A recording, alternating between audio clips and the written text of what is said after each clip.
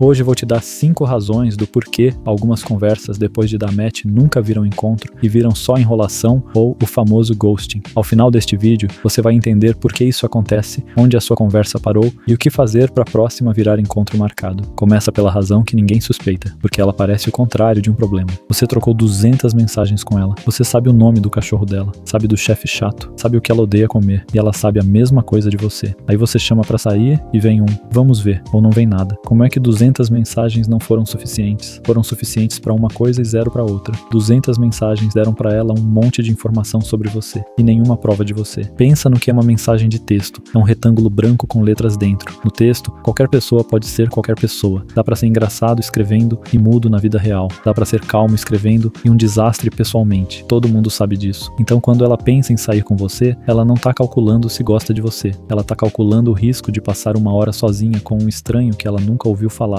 Literalmente falar. Ela nunca ouviu a sua voz. E aqui tá o detalhe que quebra a cabeça de todo mundo. Mais mensagens não resolvem isso. Nunca resolvem. Cada mensagem nova aumenta a familiaridade e não aumenta a prova em nada. É por isso que a conversa parece que tá ficando mais perto e o encontro continua não acontecendo. Você tá enchendo um balde furado com muito capricho. O que resolve custa 30 segundos. Um áudio curto, respondendo alguma coisa boba que ela falou. Não é flerte, não é carisma, não é frase pronta. É prova. É a voz de uma pessoa normal saindo do celular dela. Em 30 segundos ela descobre o seu ritmo, o seu tom, se você ri do que você mesmo fala, coisas que 500 mensagens não entregam. E tem um bônus, a reação dela ao áudio te dá mais informação que a conversa inteira. Se ela responde com áudio, o encontro está muito mais perto do que você imagina. Se ela responde com uma palavra escrita, você acabou de economizar uma semana da sua vida. Ação para hoje, manda um áudio de 30 segundos na conversa mais parada que você tem. Só que existe um tipo de conversa em que nem o áudio salva, porque nessa conversa ela já decidiu o que vocês dois são. E essa razão pega justamente as conversas boas. As ruins morrem sozinhas. Você conversa com ela todo dia,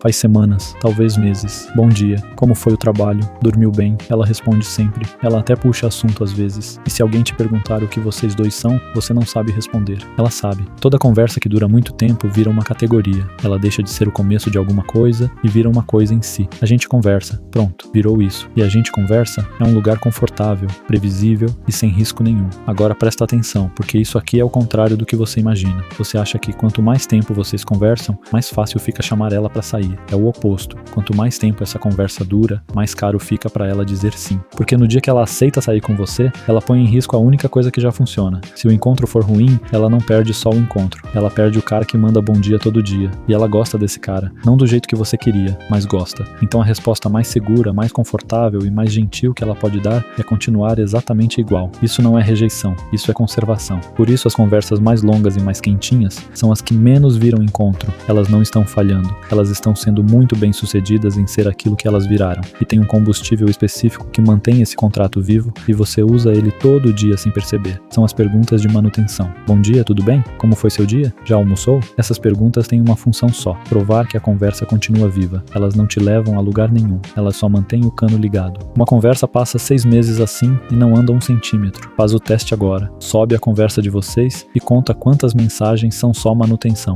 Se for a maioria, vocês não estão se aproximando, vocês estão fazendo a ronda. Ação para hoje, pelo menos uma mensagem por dia tem que ser sobre alguma coisa e não sobre o estado da conversa. Só que se o contrato já existe, um convite não desmancha ele. Convite dentro de contrato soa como quebra de contrato. O que desmancha é uma frase de 7 palavras que quase ninguém usa. E aqui é onde a maioria dos vídeos te dá a resposta errada. Você já ouviu que o problema é a forma como você convida, que você foi direto demais, ou vago demais, ou que escolheu o dia errado. Quase nunca é isso. Volta na conversa de vocês e procura uma coisa só. Procura uma frase, uma única frase, onde vocês dois aparecem juntos no futuro. Não precisa ser sobre sair, você não vai achar. Porque conversa de aplicativo acontece em 2 tempos verbais, presente e passado. O que você está fazendo agora, o que aconteceu com você ontem, nunca o que vocês dois vão fazer. E aí o convite chega. E o convite é a primeira vez na história inteira daquela conversa que o futuro aparece. Do lado dela, isso não é o próximo passo. É um assunto novo, que apareceu do nada e que ela tem que avaliar do zero, na hora, sem aviso nenhum.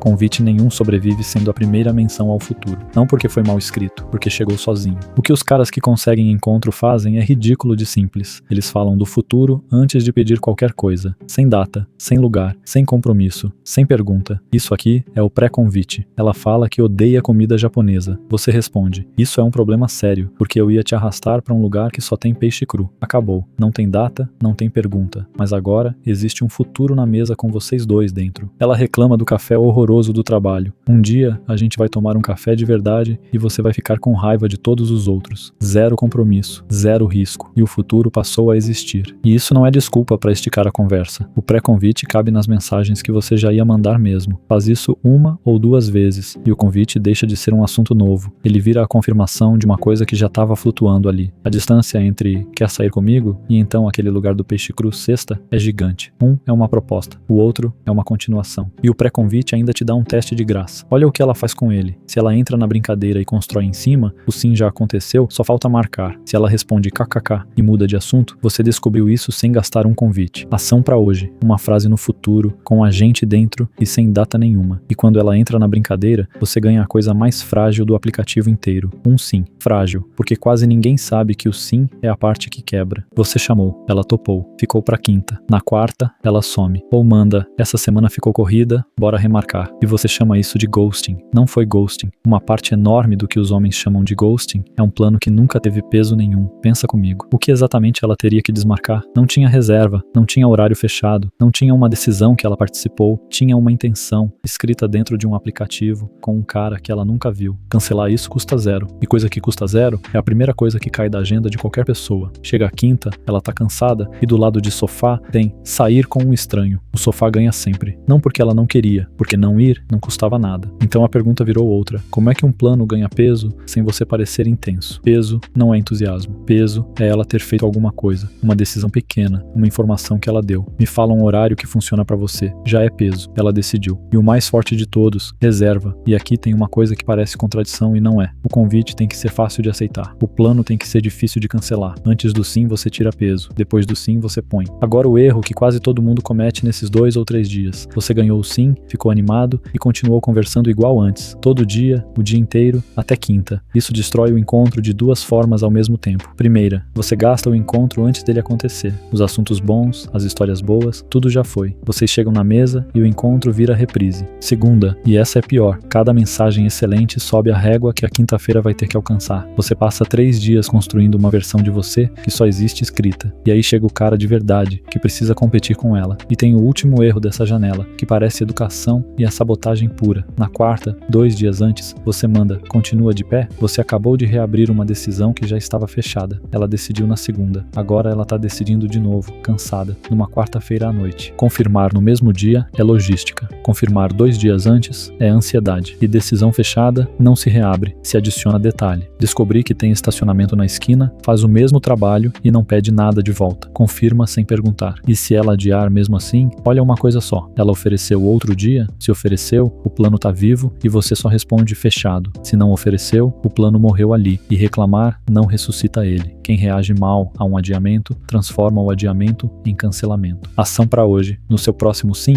põe uma decisão dela nas 2 mensagens seguintes. Depois fica quieto. Só que tem uma razão que derruba mais encontros do que essas 4 juntas. E ela não tem nada a ver com ela. Essa é a maior de todas. E é a única que acontece inteira dentro da sua cabeça. Você tem uma conversa boa parada há 2 semanas. 2 semanas que já deviam ter virado um encontro. Você sabe que devia chamar. Você não chama. E se alguém te perguntar por quê, você vai dizer que tá esperando o momento certo. Não tá. E olha só como essa desculpa é conveniente. O momento certo não tem definição, não tem data e nunca chega. É a única desculpa do mundo que não tem como ser provada errada. Por isso ela é tão confortável de usar. O que você tá evitando não é o não, é a revelação. Você acredita lá no fundo que o convite é o momento em que a sua intenção fica pública. Enquanto você não chama, você tá só conversando. Dá pra gostar dela em segredo, com uma desculpa pronta, sem se expor. No segundo que você chama, acabou o segredo. Agora ela sabe. E se ela disser não, ela sabe e você perdeu. Então essa é a única coisa desse vídeo que você precisa levar pra vida. O convite não conta segredo nenhum. Ela já sabe. Ela sabe desde a 3ª mensagem. Homem nenhum conversa 2 semanas com uma mulher por hobby. Ela não é ingênua. Ela entendeu a sua intenção no primeiro dia. Tudo que você escreveu já falou por você. A velocidade que você responde falou. Os assuntos que você puxa falaram. O fato de você ainda estar ali 2 semanas depois gritou. O convite não revela a sua intenção. O convite revela uma coisa completamente diferente. Ele revela se você é capaz de dizer em voz alta a coisa que você já vem dizendo baixinho há 2 semanas. E é exatamente isso que ela tá esperando pra descobrir. Agora a parte que dói. Você acha que não chamar te mantém no zero, que você fica onde você já tava. Você não fica. Não fecha o assunto. Você fica mal 2 dias e segue a sua vida. Uma pergunta que nunca foi feita não fecha fecha nada. Ela fica aberta, ocupando espaço, por meses, enquanto a conversa vai perdendo cor sozinha. Você não evitou a perda, você parcelou ela. E é por isso que a conversa nunca morre no convite. Ela morre em todos os dias em que o convite não foi feito. O convite é a única parte da conversa que não tem como te machucar, porque é a única parte onde alguma coisa finalmente acontece. Para de tratar convite como pedido de permissão para gostar dela. Convite é o aviso de uma decisão que você já tomou. Recapitulando rápido, porque informação sem resumo evapora. 1. Texto dá familiaridade e não dá prova. 30 segundos de áudio dão. 2. Conversa que dura demais vira categoria, e sair da categoria fica cada vez mais caro para ela. 3. O convite não pode ser a primeira vez que o futuro aparece. Planta o futuro antes. 4. Sim, sem peso, não vira encontro. E conversar demais depois do sim, gasta o encontro antes da hora. 5. O convite não revela a sua intenção. Ela já sabe. Ele revela a sua coragem. Se esse vídeo te fez lembrar de uma conversa específica, comenta aí em qual das 5 a sua parou. Deixa o like e se inscreve.